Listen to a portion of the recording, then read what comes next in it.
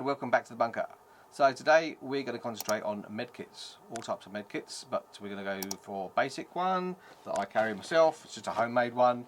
We'll cover later on some commercial types. It's going to be quite small and affordable, but obviously you need to know how to use them. So this is my medkit. I take this everywhere with me. Basic walking kit. It is what it is. It's in a container. First thing you want to realise is your water. So, is water first aid? Well, it kind of is. It's kind of essential in Australia. It's kind of essential anywhere you go. But as a first aid kit, then it is, because it gives you hydration, it gives you irrigation, and it means you can wash out wounds and hydrate your casualty. Next, any kind of personal medication you need to carry. So it's a bit of a no-brainer, isn't it? So if you're asthmatic, or a member of your family or a member of your team is asthmatic, you need to keep asthma medication, because asthma kills. So if you're in a hard to reach location, you can't just dial 000 or your emergency number. You've got to basically look after someone yourself. Asthma can kill quite quickly, so if someone's suffering from asthma, take some medication with you. Next, we're just going to go through a basic first aid kit. This is just done by myself. 300 grams or thereabouts, lightweight, held together by a bit of Glad Wrap.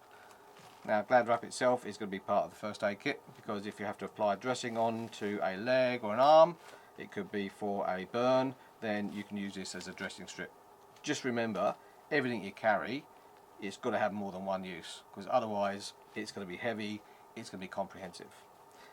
The second thing is, if you carry first aid kit, you need to know what's in it.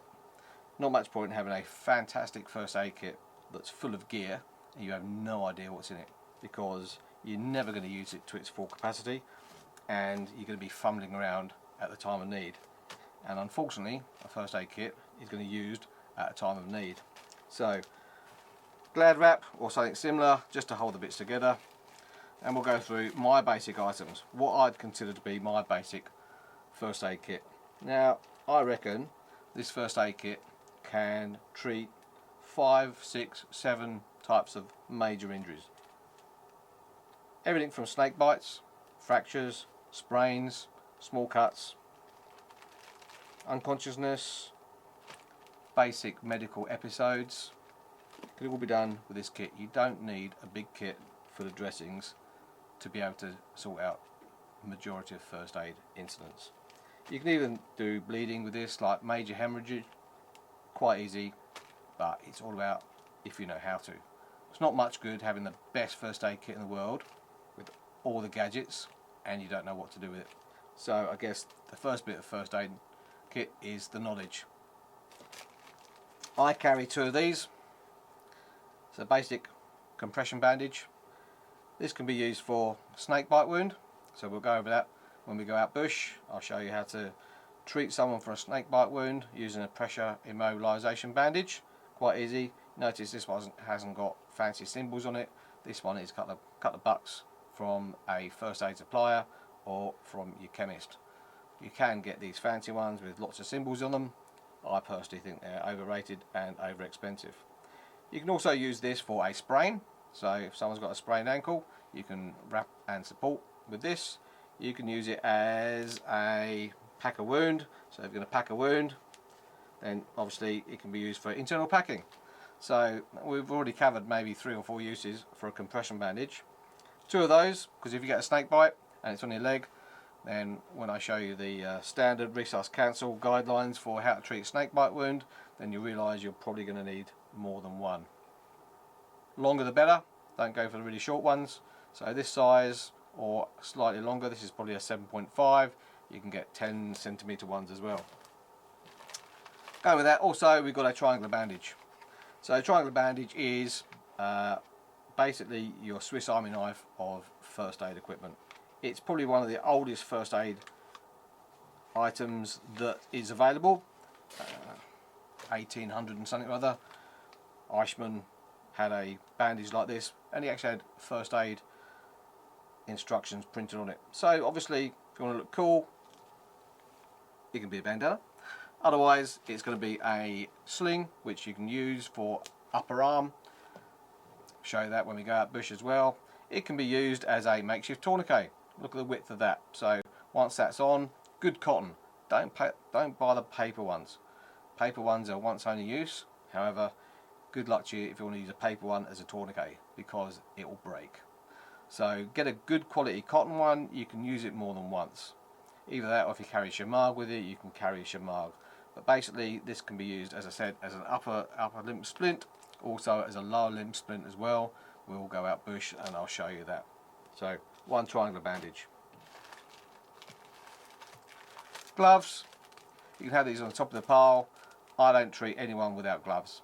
Basic PPE, no blood on me. You don't know who's got what, so always carry gloves with you.